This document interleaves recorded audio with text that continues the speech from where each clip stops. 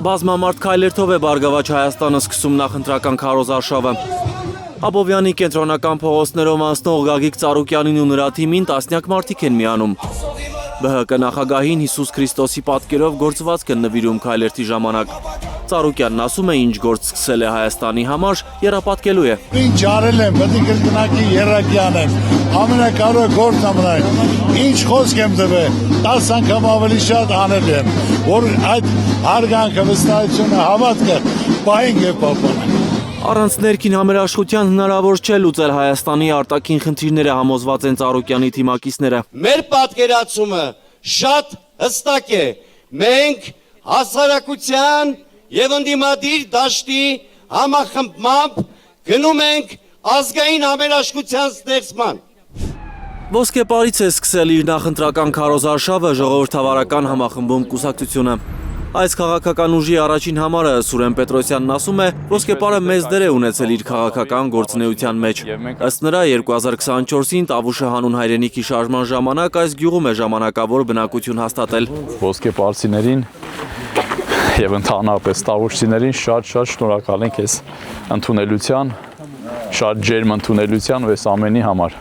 Թիմով քայլում են սահմանամերձ գյուղում, զրուցում ոսկեպարցիների հետ, բուկլետներ բաժանում։ Հետո հասնում են այն տան մոտ, որտեղ 2024-ին որոշ ժամանակ ապրել է Պետրոսյանը։ Մենք մեզ զգում ենք ինչպես մեր տանը։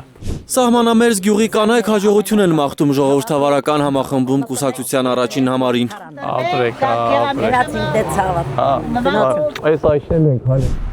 Հայաստանի ինքնիշխանության էներգետիկ անվտանգության խորհրդանիշներից մեկը Մեծամորի ատոմակայանն է, ասում է Լուսավոր Հայաստանը։ Էդմոն Մարուկյանի թիմը քարոզարշավի երրորդ օրը սկսել է Մեծամորի ատոմակայանի մոտակայքից։ Մեր երկրին տարիներ անց օդի ու ջրի պես նոր էներգաբլոկ է պետք, վստահ են այս կուսակցության անդամները։ Ամեն ինչ անելու ենք, որ ատոմակայանի նոր էներգաբլոկը կառուցվի եւ դրա վերաբերյալ շատ արագ որոշումը պետք է կայացվի հունիսի 8-ից հետո։ Հայաստանի իշխանությունը ատոմակայանի նոր էներգաբլոկ կառուցելու որոշումը ձգձգում է։ Ամեն ինչ անում են, որ ատոմակայան չունենան, կարծում են լուսավոր հայաստանցիները։ Ինքնիշխանությունը Պուտինին հայրելով կամ Պուտինի վրա մունատ գալով չի, այսպեսի հաստատություն ունենալով է։ Հանրապետություն կուսակցությունն էլ խոստանում է զարգացնել հանքարդյունաբերությունը մեր երկրում։ Ասում են, իրենց չի գոհացնում Հայաստանի իշխանության աշխատանքն այս ոլորտում։ Ժողովուրդ, նորից եմ ասում։ Քաղաքացիական պայմանագիրը քայլ դանդաղ էս բաները կանի, բայց անելու եք իսատ պրատ։ Եթե ուզում եք, որ Հայաստանում հանքարդյունաբերությունը վերածվի լեռնամետալուրգիայի,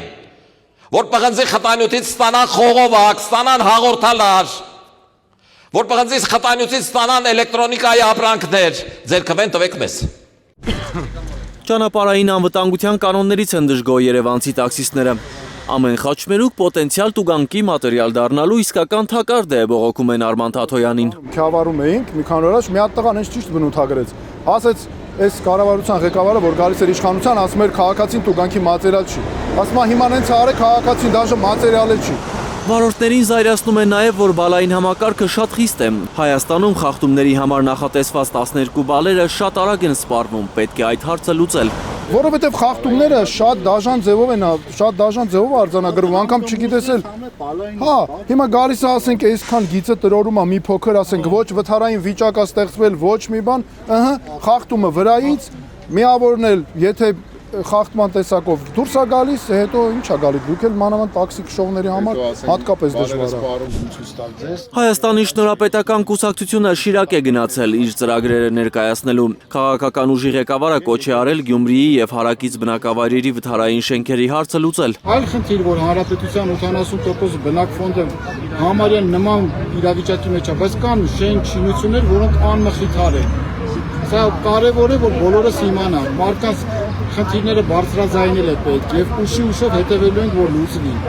Դեմոկրատիա, օրենք, կարգապահություն կուսակցությունը առցանց քարոզարշավ է անելու։ Ասում են ընտրողների հետ կխոսեն տեսակապով։ Հայաստանում օրենքը լինելու է ոչ թե իշխանավորի ձեռքին մահակ, այլ քաղաքացու վահանը, խոստանում է ԴՕԿ-ը։ Էդգար Ղուշչյան, Զարո Իսահակյան եւ Հակոբ Բաղդասարյան, Հայլուր Կիրակի։